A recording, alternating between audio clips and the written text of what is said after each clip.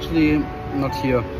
And then I stayed here, she left, and then like 10 minutes later, she came back and brought me some rice. Oleh kerana faktor geografi dan agama, ini menjadikan Malaysia sebagai salah satu daripada 3 lokasi.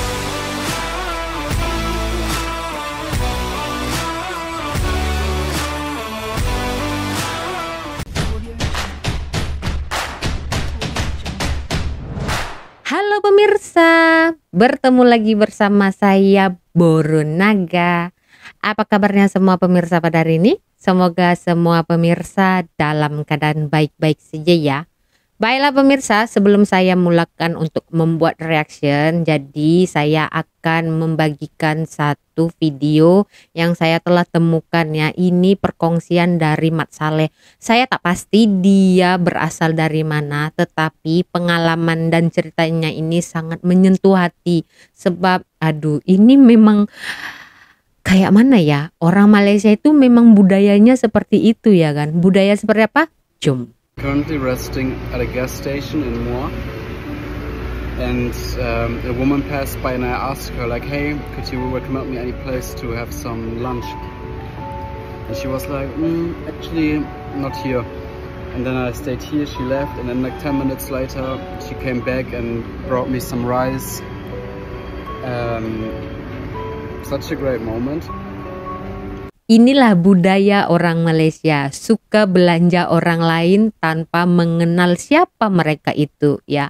Jadi Mat Saleh ini memberikan pengalamannya sebab momen itu sangat hebat sekali menurutnya. Sebab ya orang Malaysia itu dia tak kenal Mat Saleh ini. Tiba-tiba aja tanya langsung bagi makan. Ya kan, ini memang ya kita paham ya, bukan sekali dua kali ini video yang saya paparkan mengenai kebaikan orang Malaysia tanpa mengenal ya orang itu siapa, bangsa apa, agama apa. Sebab di sini hospitality mereka itu memang sangat besar pemirsa ya kan. Oke, jadi ada lagi nih pemirsa ya, mengenai apa sih kelebihan negara Malaysia di mata negara lain atau warga asing yang tak nampak oleh negara Malaysia sendiri atau orang-orang Malaysia sendiri. Kayaknya saya nanti minta nih ya pendapat dari pemirsa sendiri seperti apa, khususnya orang Malaysia ya. Seperti apa videonya? Jom. Dalam beberapa bulan terakhir, yang belum subscribe channel ini tolong di subscribe ya. Orang luar ingin datang ke Malaysia, sementara orang dalam berusaha dengan gigih untuk keluar. Banyak dari kawan-kawan dari China, Hong Kong, Jepun, Korea, Eropah dan Amerika telah berhijrah ke Malaysia dan membuka restoran, kafe dan sebagainya di sini. Ada yang bahkan telah menetap di sini selama lebih dari 20 tahun. YouTuber asing juga seringkali memperkenalkan kebaikan hidup di Malaysia. Mengapa mereka memilih untuk meninggalkan kehidupan di negara maju dan memilih untuk datang ke Malaysia? Apa kelebihan Malaysia yang kita sebagai rakyat tempatan tidak pernah sedari? Harap dapat melihat Malaysia dari sudut pandang orang asing dan menemukan cahaya gemerlap Malaysia. Dengan melihat ke akhir video ini, mungkin anda dapat memahami daya tarikan Malaysia yang lebih dalam. Salam semua, ini adalah saluran pemindaan dan pengetahuan. Jangan lupa subscribe ya pemirsa channel ini. Keajaiban dunia. Dari tahun 2002 hingga 2019, program kediaman kedua, MM2H, telah memberikan pendapatan sekitar 40.6 bilion RM kepada negara. Namun, populariti program ini menurun selepas pandemik dan kerajaan telah memperbaikinya dengan menambah syarat-syarat baru. Bilangan permohonan menurun menjadi kurang daripada 100 sebulan.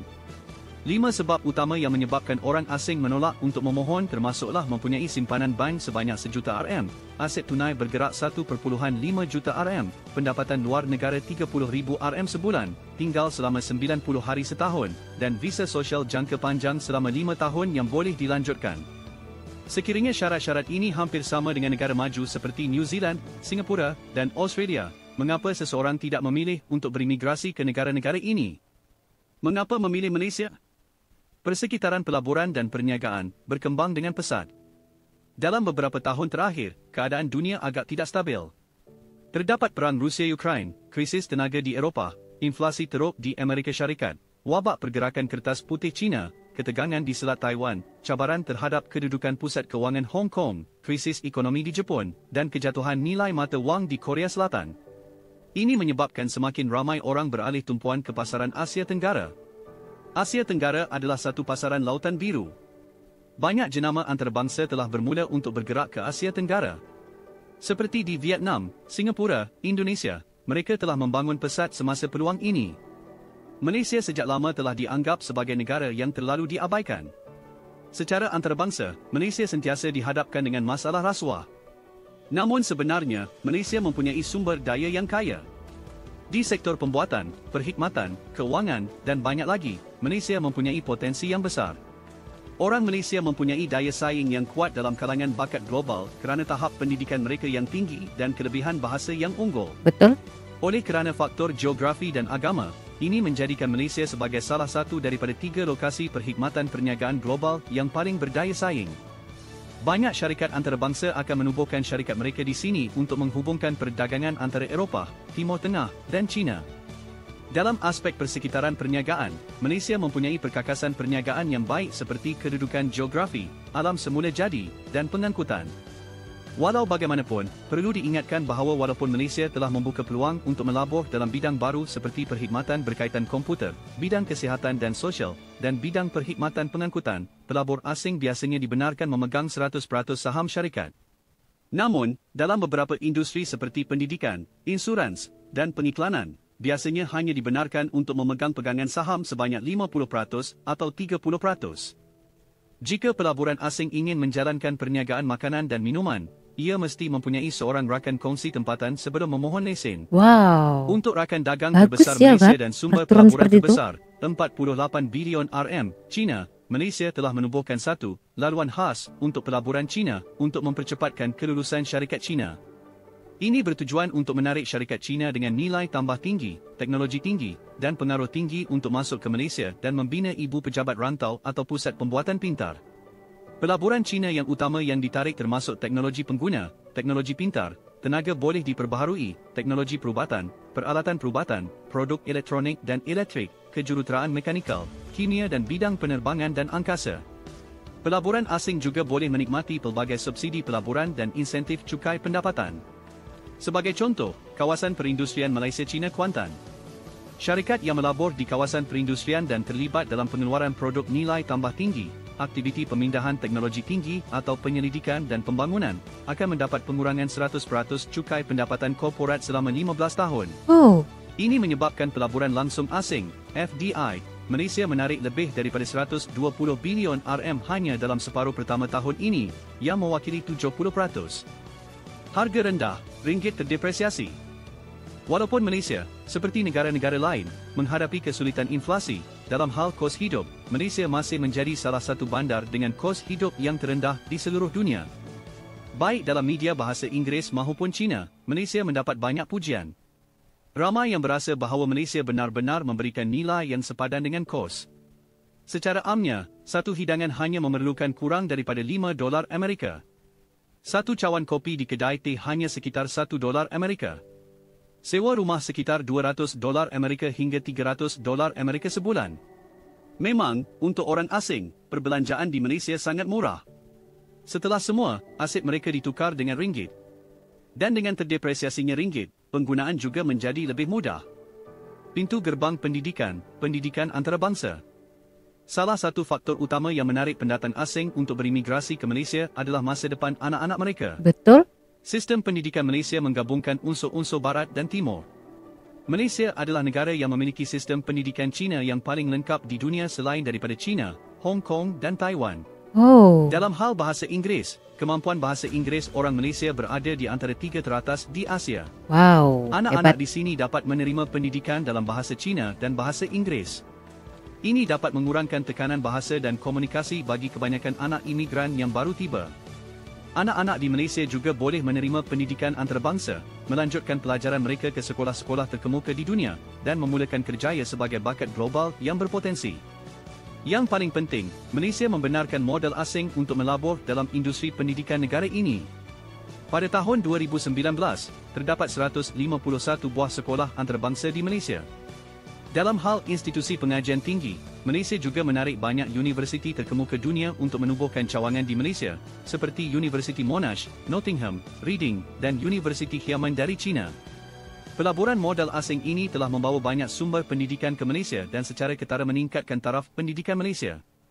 Dalam latar belakang pendidikan yang sangat cemerlang ini, kos pendidikan di Malaysia pada tahap yang sama sebenarnya lebih murah kira-kira 45% berbanding dengan negara-negara lain.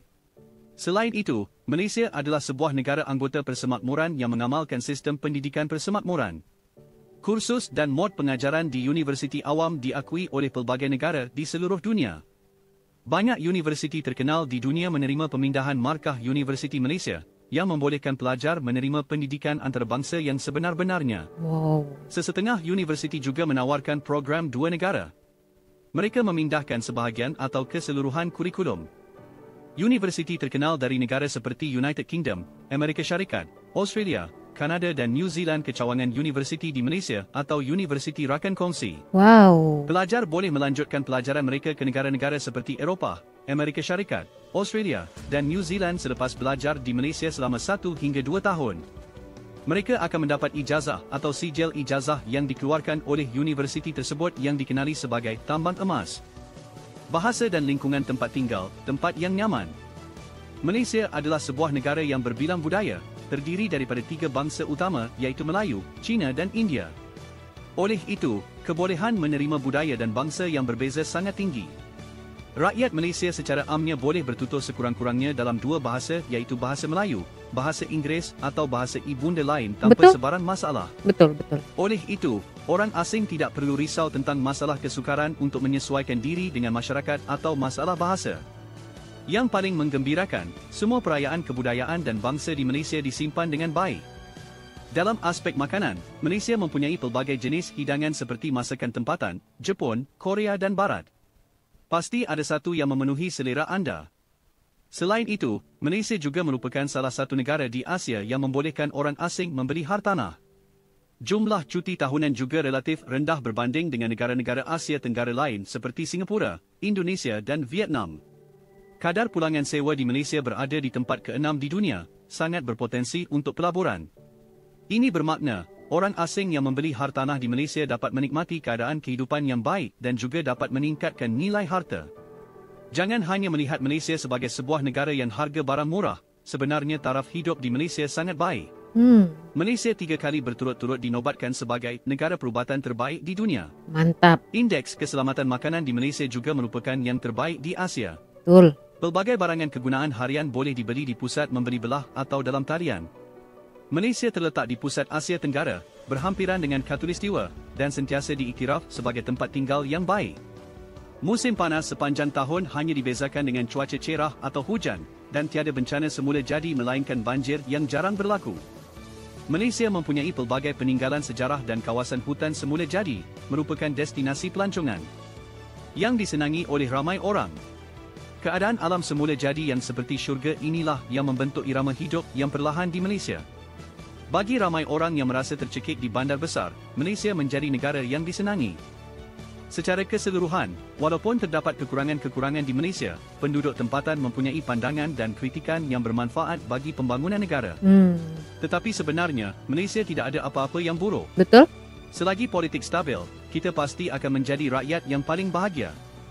Bagi pendatang asing, sama ada anda ingin mencapai kejayaan atau menikmati penuaian dengan aman, Malaysia adalah pilihan yang baik. Saya tidak tahu sama ada penonton asing yang berpindah ke Malaysia di sini. Terima kasih. Saya tak pasti video ini boleh diterima oleh pemirsa semua. Pasti ada yang bisa terima, ada yang tak. Kan sebab kalau kita bicara mengenai rasuah, negara mana yang gak ada rasuah, ya kan? Semua negara itu saya rasa ya mungkin ada rasuah, tapi ya kan tahapnya itu seperti apa? Tahap yang serius atau hanya biasa-biasa saja, betul tidak? Tapi kalau menurut saya di Malaysia ini ada pun rasuah, tapi rakyatnya masih terjaga, ya kan? Dan juga sekarang ini ya Perdana Menteri yang ke-10 yaitu Datuk Seri Anwar Ibrahim sedang memerangi rasuah ya. Dan juga yang saya lihat di Malaysia ini ya, rakyatnya kalau tidak ada rasanya cocok dengan negara mereka itu, mereka berani untuk menyuarakan.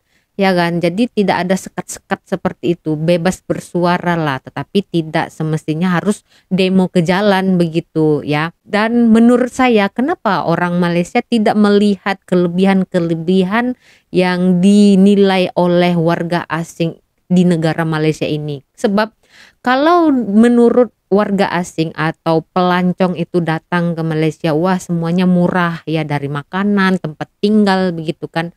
Itu tidak sama dengan apa yang dinilai oleh orang Malaysia sendiri. Sebab orang Malaysia bayar ya income tax ya kan, bayar pajak ya kan. Sementara orang-orang yang datang seperti warga asing itu seperti saya lah, saya tidak bayar income tax ya, saya tidak bayar pajak. Jadi di mana walaupun warga asing itu tidak bayar pajak, tetapi mereka bisa menikmati subsidi yang seharusnya itu adalah hak orang Malaysia sendiri. Jadi mereka ya, orang Malaysia ini saya nilai tidak terima lah, ya wajar lah tidak terima kan. Mereka itu orang Malaysia bayar pajak itu bukan sedikit ya kan, banyak mengikut gaji mereka. Dan kita tahu ya, gaji di Malaysia ini sangat besar ya kan.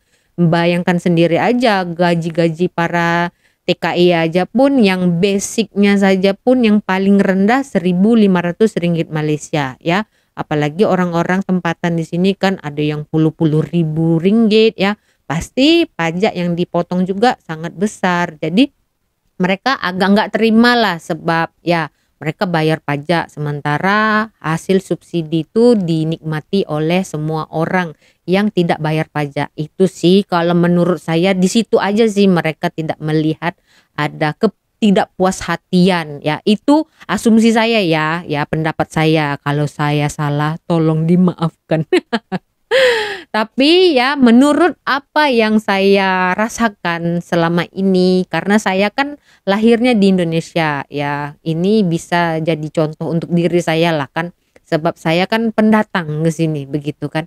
Saya melihat ya, edukasi di sini tuh sangat tinggi, sebab orang luar itu melihat indikator di negara Malaysia ini tentang pendidikan itu sangat tinggi kan, bertaraf tinggi. Jadi apa yang mereka rasakan, apa yang menjadi jaminan mereka itu untuk tinggal dan menetap di Malaysia ini, salah satunya pendidikan untuk anak mereka terjamin. Ya pastilah kan, sebab semua orang pasti mengutamakan pendidikan dan kesehatan. Dan lagi kita tahu ya, Malaysia sudah 3 kali berturut-turut memegang anugerah terbaik dalam bidang kesehatan. Wah hebat ya.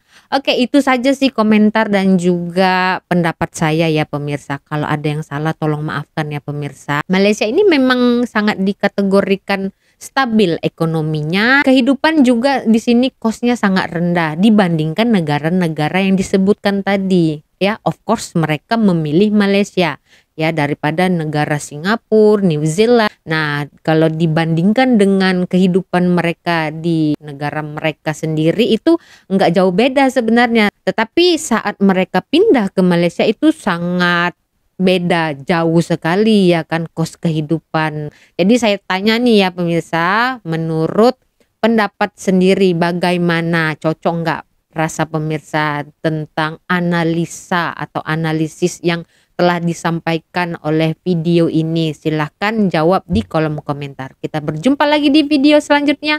Saya Borunaga, terima kasih, bye bye.